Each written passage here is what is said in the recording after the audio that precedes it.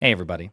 Last night, I was honored to participate in Yes on 50, a massive, multifaceted live stream event organized by friend of the show, Brian Tyler Cohen, and California's Democratic Governor, Gavin Newsom. Now, the point of Yes on 50 was to draw attention to not just voter registration day, but the fact that Donald Trump is actively working to rig the 2026 midterms and future elections by forcing Republican states to redraw their voting maps so as to lock the Democratic Party out of power for a generation or more. He's rigging the game because he fears that, all else being equal, he will lose in the midterms. So, given that he started this fight and he's not stopping when we've asked him to, California in particular is leading the counterattack, politically speaking, in the form of Proposition 50. That is Gavin Newsom's attempts to redraw California's voting maps to try to neutralize what Trump is doing in Texas, allowing California to pick up at least 5 more Democratic seats ahead of the 2026 midterms. It's political self-defense. And it's why California voters should absolutely vote for it on November 4th, 2025. Now, Yes on 50 featured some of the biggest names in Democratic politics. You had Newsom himself, you had Pete Buttigieg, Jasmine Crockett, Hakeem Jeffries, Jamie Raskin, and others, as well as some of the biggest liberal and progressive political commentators like Luke Beasley, Adam Mockler, Midas Touch, Pod Save America, Jack Cocciarella, Brian himself. And I want to play you the segment that I was featured in alongside my friend, Luke Beasley, in which we discuss the situation, discuss Trump's attempts to rig the election and Proposition 50 with California Congressman Jimmy Gomez. Check it out. Josiah. Luke, what's up, man? Hey. Look, I don't want to say that this is the highlight of the evening, but part of me wants to say it's going to be the highlight of the evening. Yeah. It's funny, you and I talk online and offline a lot. I think one of the things that you describe your show as is advocating for more ruthless Democrats. And we have at many turns winced at the lack of a motivation, a passion to really push back against the tactics of the Republican Party. And I have to say, this is a refreshing shift from that, where it's all right, you're going to try to rig the game. We're actually going to have a powerful response to that. And we're going to use some of your tactics against you. No, it's incredibly powerful.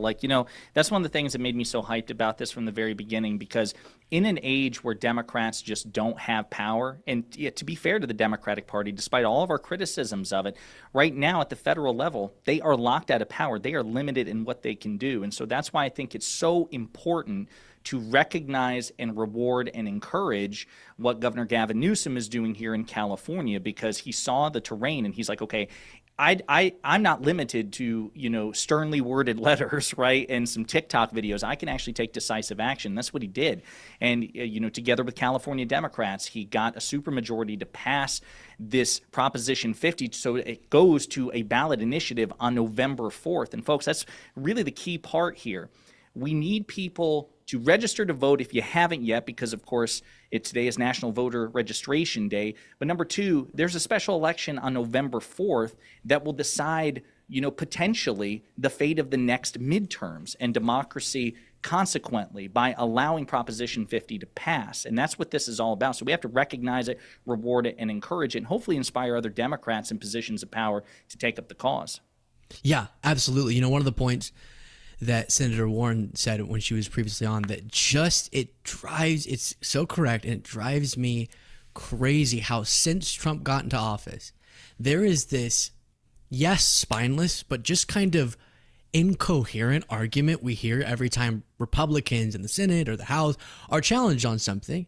And a reporter asks, hey, are you going to use your power to rein in Trump on tariffs, on immigration? Are you going to do XYZ on the Epstein files? Will you push back against Medicaid cuts? Here's 11 things in Trump's horrendous bill that was now signed into law that would be destructive for Americans.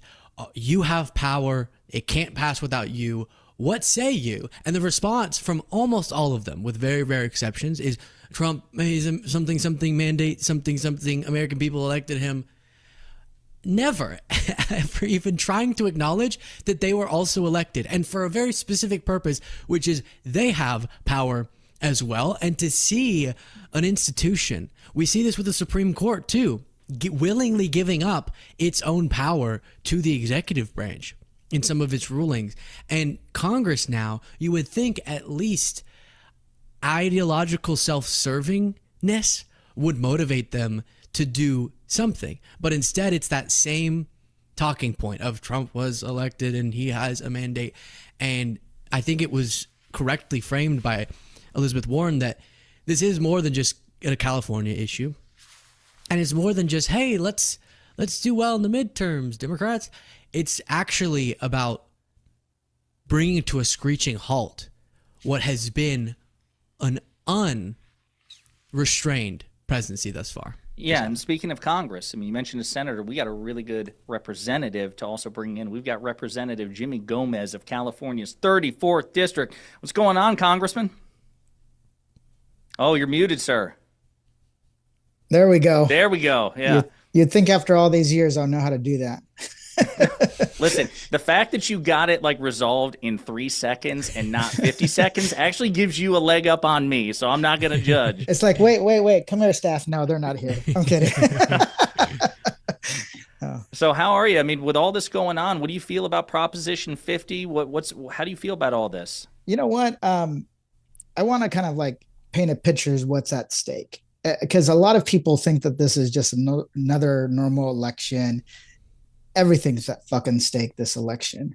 It is, if we do not win back the House, then you're looking at a permanent MAGA version of America, not for 2 years, but at least for the next 10 years, because it is because they're going to solidify all the cuts that they did and build back better. They're the cuts to Medicaid, the cuts to SNAP, the big tax giveaways to the largest corporations and the richest people in this country. Everything becomes solidified. And if there's no check from Congress and there's not been one from the courts, then using the National Guard in states like in cities like my own city is only going to spread. I've warned about that in the early days of the National Guard and the Marines going into Los Angeles. We knew that this was going into Chicago, DC, that it was going to spread. So people have to understand that we're in this together. If you do not want this permanent version of America that's being developed, that's being built bit by Donald Trump and the billionaire establishment, then we got to pass Proposition 50, because it is just a counterbalance to them trying to rig another congressional majority, starting out with stealing 5 seats in Texas.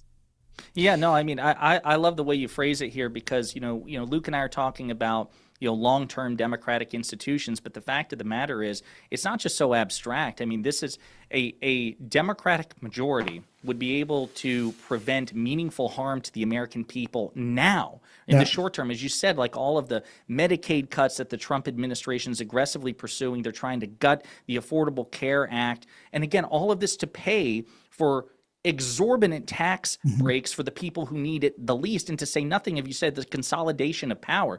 If there's any oversight capacity to be done, if we're actually looking into Trump's corruption, for example, the $5 billion he's made off crypto, the $3.5 billion he's purported to have made in other aspects off monetizing the presidency, that oversight, as he's like looting the treasury of the United States effectively for all intents and purposes, that's going to come from a Democratic majority. And the only way that's going to happen, given all the gerrymandering and the election rigging he's doing, is if we pass Proposition 50. Absolutely. And we got to pass Proposition 50 to counterbalance that, win these seats. But every single day, Democrats need to continuously earn the support of the public. That means showing up and fighting. People don't fucking support a boxer who said no mas in the ring. They want to see you throw down even if you're losing every round. They want to see you stalling the Republican agenda as much as possible. People think that we didn't do anything in the House, but guess what? The fact that we were kicking the shit out of the big billionaire bill, or Trump's one big beautiful bill, over and over and over, that's why it's such has low poll numbers, because we pointed out the flaws and how it was a big giveaway and how it's just corruption in legislative text format. And then we also said, you know what? We got to talk to the people that feel like they're getting screwed over by the system, the people we lost the last election. what Gavin Newsom is doing, what a lot of members of Congress are doing by going into these red areas, because those are the people we have to win over. But if we allow them to gerrymander, rig the election, and we don't respond, well, shame on us. And here's the thing, it is going to be solidified. The MAGA version of America will be solidified. So this is a fight for our democracy, to hold this corrupt family, this mob family accountable, and make sure that we have something to push back with. And don't get me wrong, we win, it's not going to be all unicorns, rainbows, and sunshine. We're going to have a caged animal on our hands, and that caged animal is going to get more aggressive, not less. But at the same time, I'd rather have that situation where we have an opportunity to win the fight versus one where we're basically where you have Republicans in Congress capitulating the authority of the legislative branch. Yeah, I want to give the final word to Luke. I just want to say, for donations, please go to yeson50live.com to back up Proposition 50. Luke, what do you say, man? Yeah, I was just going to say, great points there. I do think, and I have one question if we have time for the congressman while we have him. I'm not able to see the chat, so y'all can just jump on when it's time to wrap. But I think it's crucial, the message of what it is, investigations in reigning in the power of Trump, priorities that are framed as against Trump's actions. And it's pretty dang clear, as you talked about, with the lack of popularity of Trump's monstrosity of a bill, that his agenda, that and other aspects of it, has been successfully messaged to be bad for most Americans. The thing that I do hear a lot still, though, when I'm just chatting with people who aren't super political, but kind of a little bit have their ear to the ground, is a feeling that I get the Democrats really want to stop what Trump's doing. But what is the clear, concise message, as if they had all the power in the world, what they would be accomplishing? Could you speak to that, Congressman? Yeah, absolutely. We would be tackling the number one issue for all Americans, which is affordability, right? Trump said he was going to lower costs on day one. He didn't do that. And because of that, what you have is a collapsing of belief that if you work hard, you can get ahead and your family can do better. So we would talk about an affordability agenda, an agenda for the American family that can allow them to buy a house, to get ahead, to save money for college or start a small business. What we're doing is actually doing the work. Last week, I just held 2 weeks ago, I held a national summit on the housing affordability crisis. It's one of the number one issues people talk about. And it's the first time there's ever been a national summit.